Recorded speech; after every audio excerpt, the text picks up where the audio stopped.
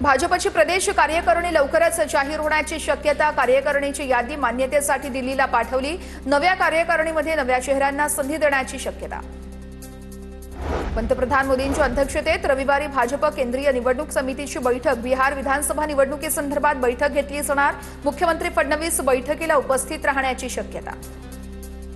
उद्धव ठाकरेंच्या उपस्थितीत आज बेस्ट कामगार सेनेचा मेळावा। बेस्ट निवडणुकीतील पराभवानंतर बेस्ट संघटना बांधणीकडे विशेष लक्ष। तर आज संध्याकाळी 5 वाजता शिवसेना भवनात मेळाव्याचं आयोजन। ठाकरेंची सेना मनसेत राजकीय युती आकार घेण्यास सुरुवात। राज ठाकरे आणि राऊतांमध्ये गेल्या 10 दिवसात 3 बैठका। शरद पवार आणि राऊतांमध्येही परवा बैठक झाल्याची माहिती। तर दोघांच्या युतीत पवारांच्या एनसीपीला घेता येईल का या संदर्भात चाचपणी सुरू। माणिकराव कोकाटेंना पक्षाकडून मोठी जबाबदारी। आगामी मनपा निवडणुकीच्या पार्श्वभूमीवर 3 जिल्ह्याचे संपर्क मंत्री म्हणून निवड। नाशिक, धुळे, जळगाव जिल्ह्याचे कोकाटे संपर्क मंत्री।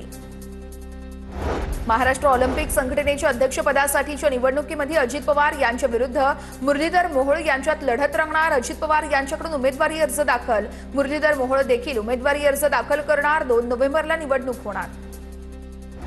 कप सिरप प्रकरणासंदर्भात जनहित याचिका सुप्रीम कोर्टाने फेटाळली। याचिका वर्तमानपत्रातील वृत्तांवर आधारित। सरकारी पक्षाकडून कोर्टात युक्तिवाद।